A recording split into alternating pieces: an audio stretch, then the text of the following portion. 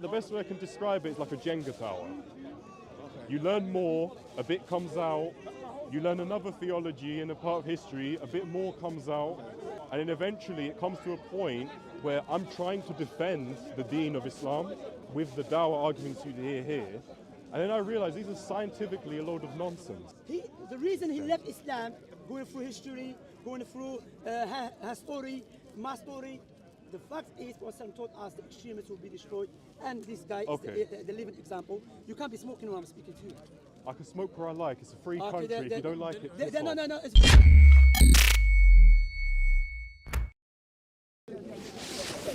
It's windy in the end. It's still windy in the end. Hey, why are you pushing me for?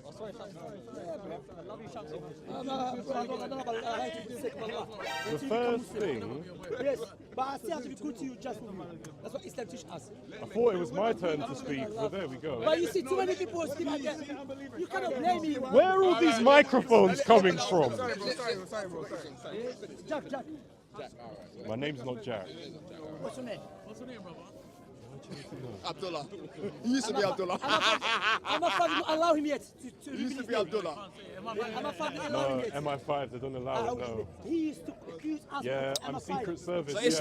Islam, I work for His Majesty's This guy Secret become Service. so Islam, they still practice. Look at In this, you. so is Islam, they still practice slavery. Why you students have to become murtadun? So you be quiet. You don't even know what you're talking about. Like you have. No. You be quiet. You don't even know your Quran. You don't even know your Bible. Who said be quiet? He doesn't even know his Bible. He's waiting patiently, go on. Hey, land. Even though we don't allow murtad to land. Send hierarchy. I'm joking, go on. Casually joking about apartheid, very nice. So, first thing you said to me when you came, you asked me, am I Muslim? I said no. And you said, do you know why? And as I was about to answer, you interrupted and you said, yes, it's because Prophet Muhammad said, what's a load of nonsense? No, it's not. Prophet spoke the No, truth. I haven't finished yet. I don't care if you finish or not. Prophet spoke the truth. Rude. So he's I know. Call it rude or no. Prophet What are you spoke the afraid truth. of? intellect I'm not gonna allow his nonsense to overpower the speech of the Messenger of Allah. Prophet's speech is over. You haven't even... It's above Oh, anyone's sorry, speech. listen. You haven't you even believe in heard slavery? what I'm going to say yet because you haven't shut up. You know, when you talk to me directly. Don't look at an audience. Who are you to tell me what should I do? I talk to the camera, talk to you. Yes, this isn't... you said you wanted a conversation with me. The time you tell us last You story, came speak. and you said you wanted a conversation with me. Yeah, but you kept getting So rude. why are you having a conversation with him? No, because why? If you try to tell You me... interrupt and make a You statement ask to me a him, question now. and you're doing it again. But you ask me a question though. No, listen. Okay, go ahead. You tell us your last story. Right. A very sensitive man, isn't it? No, because Imagine when Ali Dawah debated. Oh. Ask him, did they practice slavery? It's because They practice slavery though in Islam. We're about slavery, like in the Bible. No. No. Did they practice slavery in Islam? That's what I said. Did you practice slavery in Islam? No, it isn't. Jack, you No, have it isn't. my name's not Jack. Yeah? Stop running, Shannon. Yeah? They I'm got giving slavery still practiced in Mauritania a round of because of applause. Islam. No, that's a lie. Yeah? He's cutting me. That's not- I'm giving a round of applause because this. I made it clear I don't believe in anything, right? And didn't you say he's going to randomly bring the conversation to Christianity to try and escape having a conversation 2 minutes ago? That's what he said to me about you, and you've just done it. I know, but what I'm saying is the conversation. No, he's mentioning Address it. But he address comes to me to ask why I don't believe in Islam, and he's waffling about the Bible. But he's talking, that's why I'm talking to him. But you're talking to me. All right, so Haven't you worked that out slavery in yet? Islam. Interrupting. Slave- That wasn't for you. Yeah, it was for him, because he interrupted. You see, be fair. The question's a bit too much for you. I understand. Thank you very much for being Exactly, fair. like me. Thank you for being... So But the it guy... wasn't for you. So Okay. tell the guy to keep quiet and carry on talking. So first of all, when you first approached me, you made an assumption. You knew why I changed beliefs, which is wrong. You don't know what I've been doing for the last several years. You don't know what I've been learning. You don't know about the historical research I've done, understanding theologies, geopolitical change over the course of several centuries. Instead, you assume that somehow it's something to do with some hadith. It's a load of nonsense. So you came here on a false premise. That was the first thing. You asked me, then interrupted the answer to give your own version of an answer. Do you see how disingenuous that actually is? And then you start talking to the audience. Do you actually not see how, look, besides from my personal reasons and what I know, besides evidence, when someone who is rational-minded and competent, when they see that behavior, do you really think, oh yeah, what an intellectual, I really want to engage with him? No, they don't. That's why I walked away the first time, and this time I nearly did again, because you resorted to the same interrupting tactics, the same camera show. Come on, look, we can have a discussion, but speak to me fairly. If you ask me a question, let me answer it. Don't try and answer for me with an answer that's got nothing to do with anything.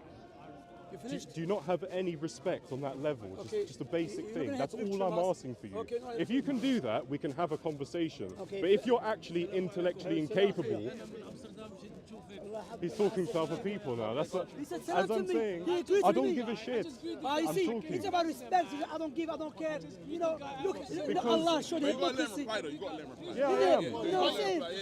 Yeah, it's too emotional, man. Go. It's very I'm not emotional, this guy. emotional. You are, because the guy just greeted me as a Muslim. I need to respond to his greeting, even though you finished Right. your speech. No. He did.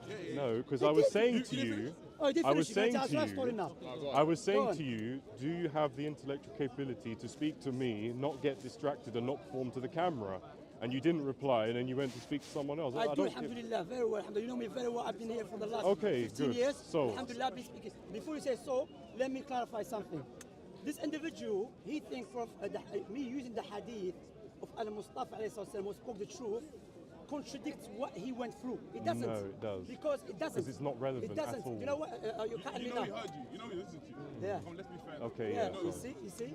So the hadith and Nabi Sallallahu mentioned that the extremists amongst the Muslims, they will be destroyed. The scholars explain what is the meaning of the hadith.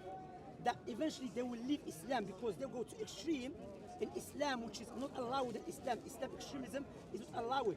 Because Allah subhanahu wa ta'ala refuted the previous nation for going beyond the boundaries. When this individual was a Muslim, he used to believe I was not a Muslim. No, I didn't. He used to be, you believe I'm a kafir. No, I didn't. You used to believe I'm a murji. You used to believe many things about me. You and Sulaiman. This individual, he was calling to Sharia law, which I believe is the best law for every nation and every place. However, Really isn't. however, when we are in a country like I'm in Britain, like yeah, in this country, which they allow me to stay here, they allow, like my family, they're from here, all right? Anyway, but I have to show them a good way to give da'wah. Because Prophet Muhammad ﷺ, when he sent his companions to Abyssinia, they were Christians. He didn't tell them, go, call for Sharia and take over the government. No. He said, go call to Islam. What the people accept, alhamdulillah, you know? So he was following extreme sect of Islam. And I always tell the people who are upon the same, who are upon the same methodology he was upon, that if you carry on, you never know, you're going to become proper doing haram sins openly, or you will leave Islam claiming you study history, you study political I don't think it says theology, that. and so I'm speaking. It's all But you're respect and lying. it's okay. Let us land, You let us see? land, go on. But You you're see, lying, that's the so- problem. But you are lying too, and I allow you to speak. But you know when you speak, this is going to happen as well, you know. I hope you can take it. Oh, of course I Thank can. you. Now we're He was interrupting. Now we're interrupting. Bro, I speak to you, man. Seriously. Well, why? Because why? This individual was lecturing us about, in summary, good manners, be intellectual. Then he's contradicting himself now. While I'm speaking, he's cutting me, accusing me of lies. Anyway, so what I would say, when I see him become a kafir, I'm not happy, of course, you know, but I always say, Sadaq al-Mustafa alayhi salam. The prophecy of the Messenger of Allah sallallahu this a living example of the prophecy of Al-Mustafa alayhi salam. The reason he left Islam, going through history, going through her story, my story, the fact is, Prophet taught us the extremists will be destroyed, and this guy is the living example. You can't be smoking when I'm speaking to you. I can smoke where I like. It's a free Okay, country. If you don't like it, piss off. No, it's a free country, but it's not free here. No, No, it is. It's a free country. It's not free country. smoke You here. can't go and buy anything. No, but anyway, so I'm leaving then.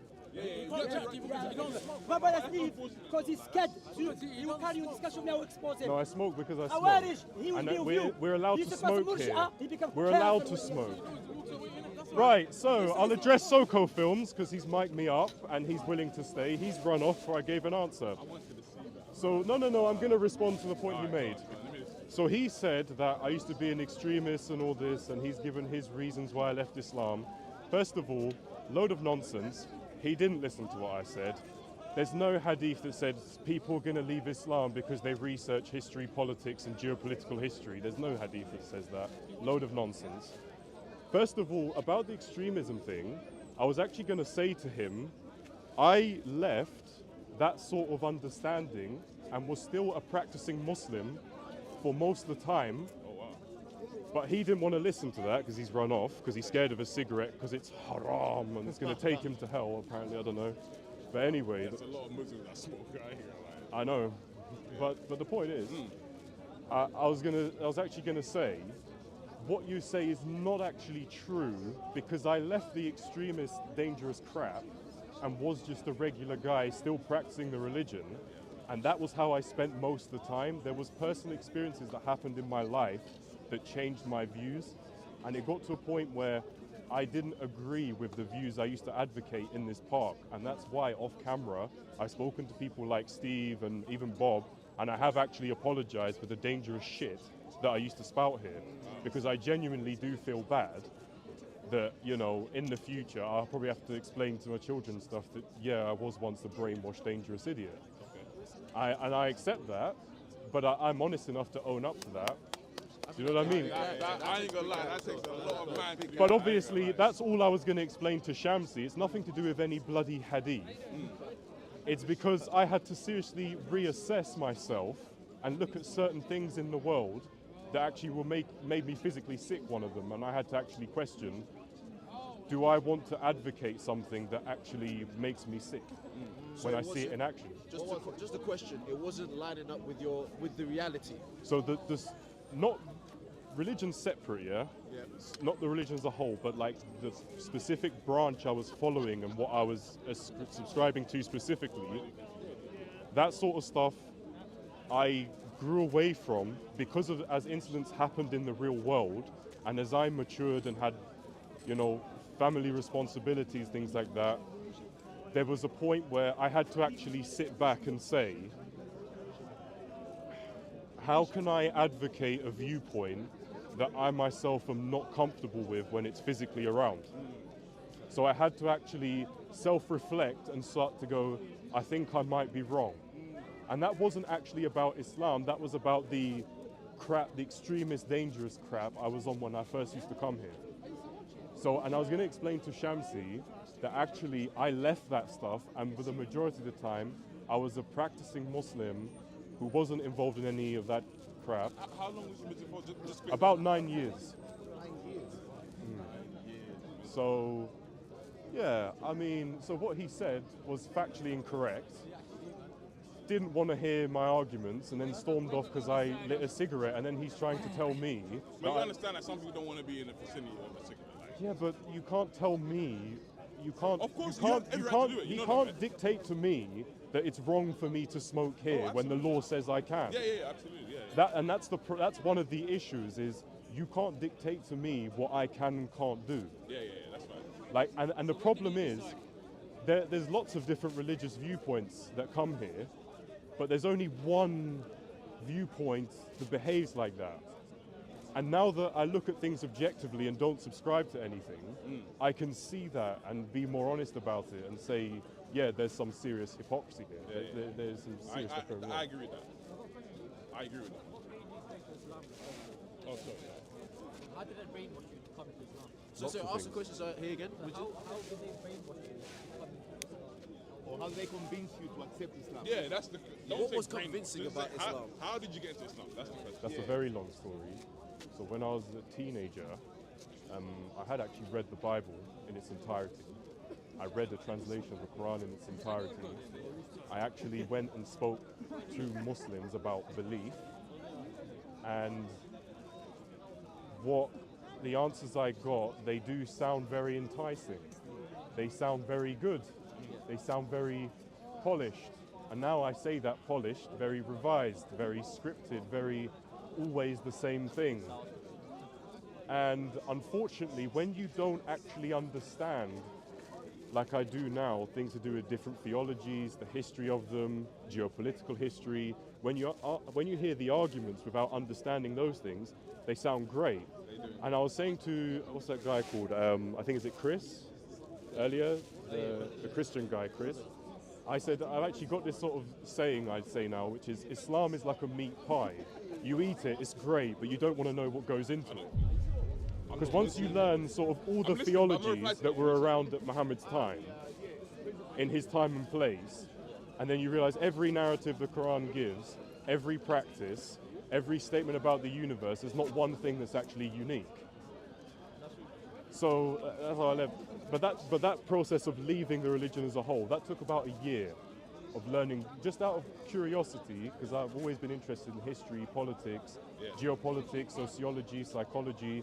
And as you learn sort of more of those things, I just couldn't take it seriously, because the Quran sounds all amazing and mystical.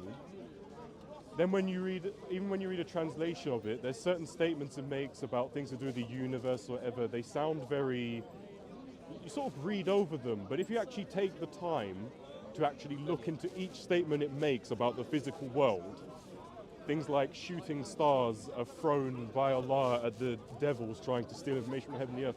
Isn't it weird that that was in Zoroastrian theology? Yes. And Zoroastrians were around in Arabia at Muhammad's place and time. Isn't it weird that every astrological thing the Quran says, everything it says about the structure of the earth, happens to be found in Zoroastrianism? Right. And then I also found, and then also I found even, you know, the sort of the Islamic narrative of Christ, Isa ibn Maryam. Isn't it also funny that all the stories attributed to Christ happened to be in the Arabian Christianity that was around in Muhammad's time? And isn't it also strange that they worked on the oasis points on the trade route, and Muhammad was a trader for the best part of 30 years. So every day of his working life, he was surrounded by religious poetry of certain stories, and then when his revelation comes along, it's an amalgamation of everything he saw and heard. It's a bit strange, that, isn't it? Can I ask though, what was the straw that broke the camel's back? Let me reply to that, yeah? Yeah. Reply to what you just said. So the straw that... Frank, I'm coming for you. Don't straw, there wasn't like a specific thing. Like, as I said, it happened over like a year-long period of learning about more and more different things. And it wasn't like I just woke up one day and went, it's all bullshit. Because that doesn't happen, because you're immersed in it, right? When you believe in Islam, you have to indulge in circular reasoning. You have to ignore evidence around you to come back to your paradigm to view things. But when you look at things objectively, you realize, and it was devastating. Like, I was genuinely upset about it. Me too, bro.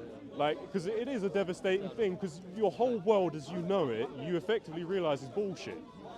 But it wasn't like there was one thing that made it implode. The best way I can describe it is like a Jenga tower. You learn more, a bit comes out. You learn another theology and a part of history, a bit more comes out. You learn a bit more about geopolitics and trade, a bit more comes out.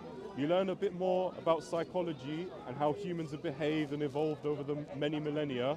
Another piece comes out, and then eventually it comes to a point where I'm trying to defend the deen of Islam. I'm actually trying to defend it with the dawah arguments you hear here. And then I realize these are scientifically a load of nonsense. Historically, they're a load of nonsense. So what was the reaction of your peers when you left Islam? I've had a few threats.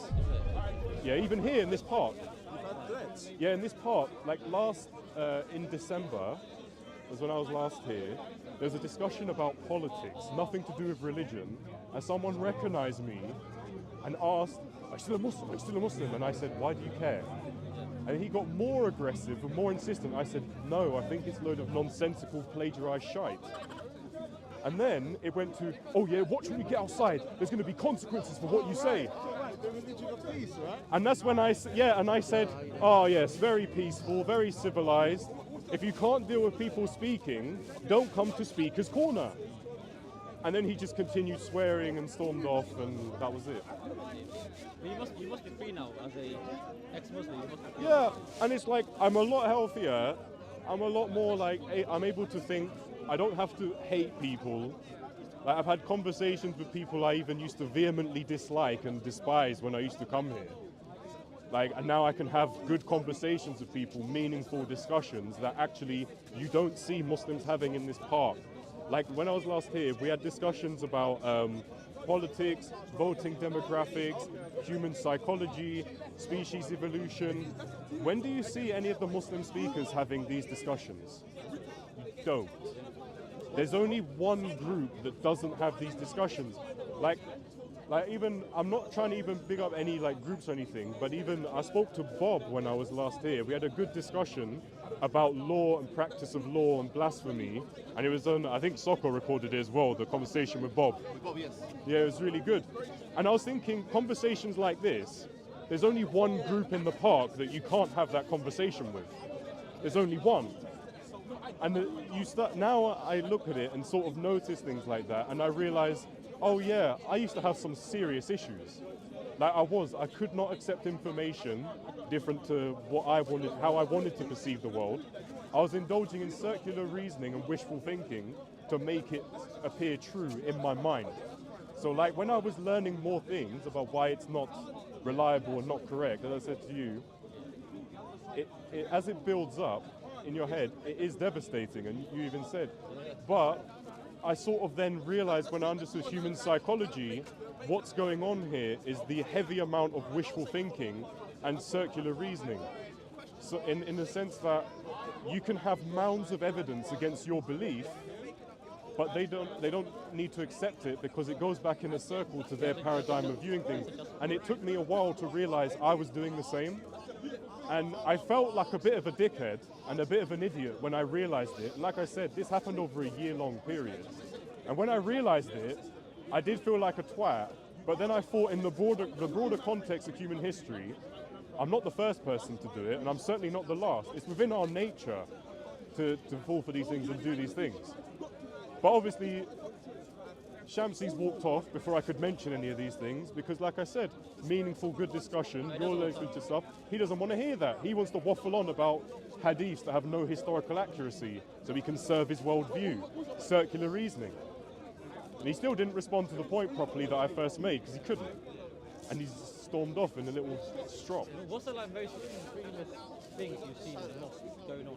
Like extreme side of things? What kind of things have you seen? So on a religious level, nothing like really like religiously. But I have seen like incidents happen in mosques. Like I saw a fight during Ramadan once, during iftar over a samosa. I'm not joking, some kid nicked an old guy's samosa and this old man, this Pakistani uncle got up and going, "Who took my samosa?" And he was going around checking every child's plate in front of them, yeah. I've seen once someone touched a kid in the madrasa, like just patted his head, like in a friendly way, and a guy saw and was like, "Why are you touching my kid, you pedo?" And that got sorted, but I've never seen anything like religious violence. My imam that I had, right, my mosque teacher, he was teaching somebody Quran in a house, and then he ended up touching her in the wrong place by purpose. And then like he fled away to Pakistan. He fled away to Pakistan, and the police said if he comes back to the UK, that's when they arrest him. So what they do is they touch on little kids, then they run away back to their home country. That's what they do. This is another thing, yeah. I mentioned this to Bob off camera when I spoke to him. I said it is good that as a person he's genuine in taking like responsibility and talking about issues which religious communities tend not to do. So I was talking in the case of like crime or paedophilia, right? When it happened, like we saw the Church of England's reaction to the recent scandal, it was appalling. It was like they didn't really care. But I was like, I did see online, Bob went out of his way to address the issue and talk about it. So I was like, oh, that's good, there's someone talking about these issues. But then when I was a Muslim, I sort of noticed that Muslim communities I'm not speaking about all Muslims, but generally in the UK, the Muslim community is very hesitant to talk about community issues. There is more of an attitude of sweep it under the carpet. They agree with it. I don't think that's necessarily even a religious issue. I think that's a cultural thing. Like, because there's a lot of thing about shame and, image in the community and things like that that makes them sweep under the carpet. I don't think it's necessarily always religious, but there is a problem in differences in how people deal with things and take accountability. I have noticed that. And I know this isn't all Muslims. It's not, no way. But most of the Pakistani people. But Muslims, especially in Britain, do have a big problem with owning up to problems in the community. It's simple things like, you know, a lot of the areas in the UK where most Muslims live, have you noticed have some of the highest crime rates and most trash on the street? Have you ever heard any of the imams talk about this or deal with it? I haven't. Very, very, it was nice. It was nice talking to you, man. And, Yeah, man, it was good to speak to you. congratulations for leaving Islam, bro. Congratulations, bro. So any final messages to anyone that's considering becoming a Muslim, that Yeah. thinks that it's a religion of Yeah. peace Yeah, and so tolerance? So what would you like to So say to all them? I would say about that is what I said earlier. It's like a meat pie. You eat it, it's great, but you don't want to know what goes into it. What I would say is, don't listen to what they tell you. Read all the theologies in Arabia before the Quran was revealed, and then read what the Quran says about things to do with the universe, and you'll start to ask all. An all-knowing God has released a book about everything, and it just happens to have all the information from all the theology surrounded by the person who surround the person who apparently received the revelation. It's very strange that it's like, didn't he know anything else? The human species is around 200,000 years old, and the all-knowing God only knows recycled stories and scientifically false nonsense from a 4,000-year period, all in civilizations that happen to be along the same trade route. And that's another thing, talking of trade routes, what was Mecca as a city? It wasn't a city, was it? It was a settlement set up to reach the trade route. It's like I was saying earlier about the narrative of Jesus in the Quran. Isn't it funny that the Arabian Christians had the story of Jesus turning the clay bird into a real bird? And isn't it funny they worked on the oasis points on the trade route, and for the best part of 30 years, Muhammad was a trader. So every day of his working life, he come across Arabian Christians reciting these stories, and his revelation happens to be a copy and paste of the exact same stories. And this is like most of the stuff about the universe, the stars, like one of my favorite ones, this is one of my favorite, who needs physics when you got this? They're shooting stars are thrown at devils who are trying to steal information from between the heavens and the earth. And the sky is the ceiling, and the night sky, it's nothing to do with the sun and the moon. Oh, no. It's because a veil is cast over the earth. Now, these high-level ideas, you know, very intellectual, very scientific, are also found in Zoroastrian mythology and theology. That was around for quite a few millennia before Muhammad was born, and there was several Zoroastrians in Arabia at the time of Muhammad. Isn't that strange? So what I'm saying is, learn about all the theologies in the region at the time, learn the geopolitics of what empires surrounded Arabia, learn what was going on, read what they believed, the stories, the ideas about the earth, the universe, the seven heavens, heaven and the earth. Read about all of it, and then read a translation of the Quran. It won't seem very divine then. It won't seem very unique or miraculous. It's like, as I said earlier to, I think his name is Ish, I was genuinely devastated when it took like a year, it didn't happen overnight, like learning thing after thing.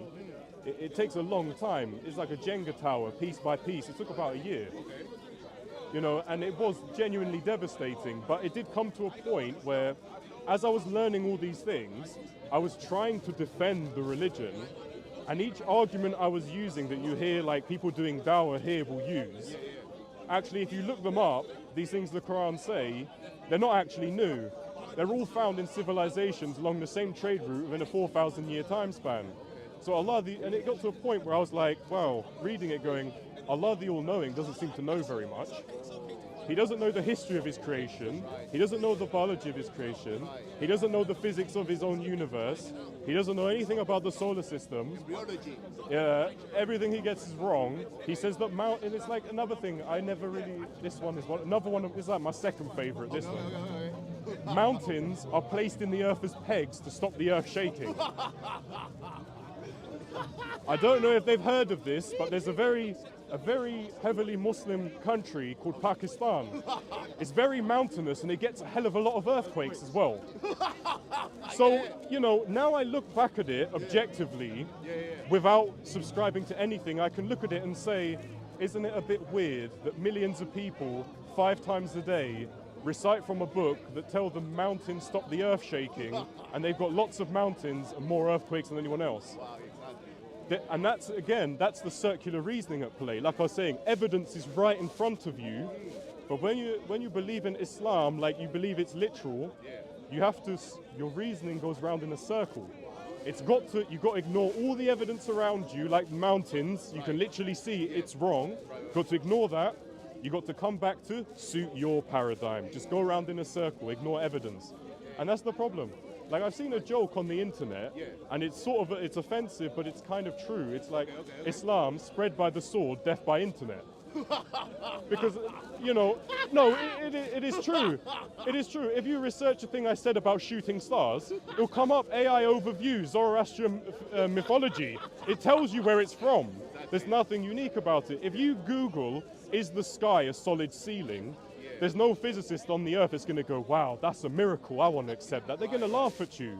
So essentially you're saying that Muslims that don't have an excuse to not do their own research on Islam and because you want it to be true. Like I was saying, when I realized it took over a year and I was genuinely devastated. Like, it was hella depressing. Like, you got to understand, I basically learned my whole paradigm to understand reality. 9 years you actually believe this. You believe this for 9 years. You believe Yeah, in Islam for 9 like years. literally, yeah.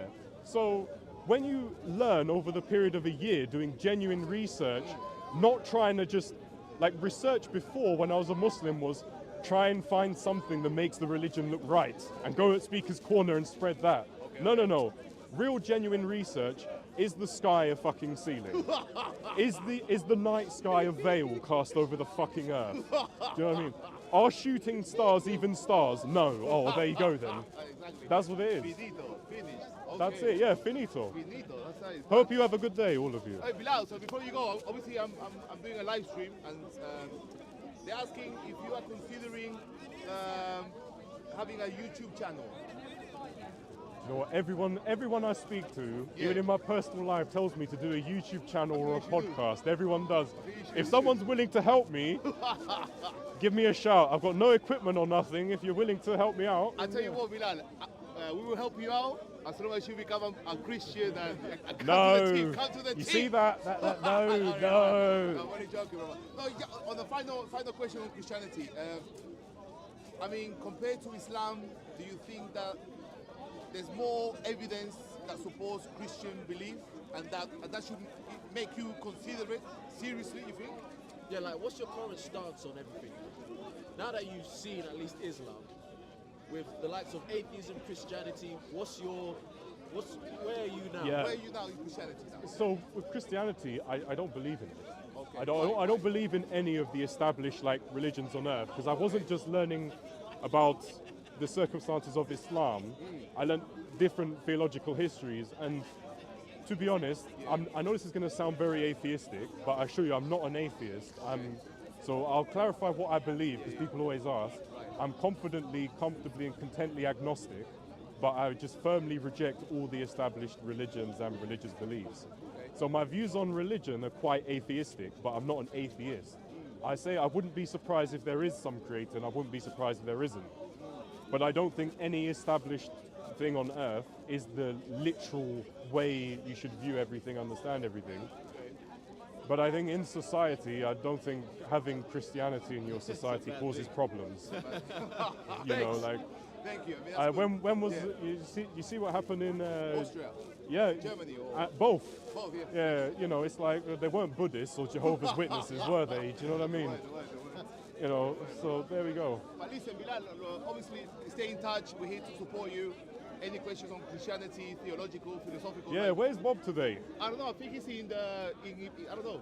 I don't know where he's at. He's taking a break. He normally takes a break from time to time. Yeah, I'm looking for Orlando as well. I wanted to say, Orlando, so, yeah. on that channel, the Revelations channel, Yeah, he's as yours, you know, some of your viewers recognize me, and they said, oh, he looks a lot better these days, and he's having good conversation with people. And I'm like, you've got Shamsi saying, you've been destroyed because you're Murtad and this. And I'm like, but every single person of average intelligence or above is saying, oh, he actually looks a lot better. He's having good discussions with people about meaningful topics. Before when I used to come, you know, that was not the case, was it? You know what I mean? Like, I vehemently disagree with Bob's opinions on politics. We had a good civil discussion. You can, yeah. When I used to come here before with my big beard, that wouldn't happen. Oh, okay. So your mindset was more violent. Smile, Christian fake smile. I'm not a Christian. You called me a Jew and a Buddhist earlier and Polish. Jews don't look like anyway. You said I was a Jew, not me. I think you need to stop cousin marriage. So as we can see, we've got an astrophysicist here, some sort of doctor or engineer, a real academic. You can just feel the intellect radiating off of him. It just radiates pure academia, this one. Who needs math, science, technology when you've got this? That's all we need. This is what happens when you sacrifice objective thinking, critical thinking, genuine research, when you sacrifice it, the 7th century camel herding desert drivel. This is what it does to your intellect, people. Stay away. Stay away from that.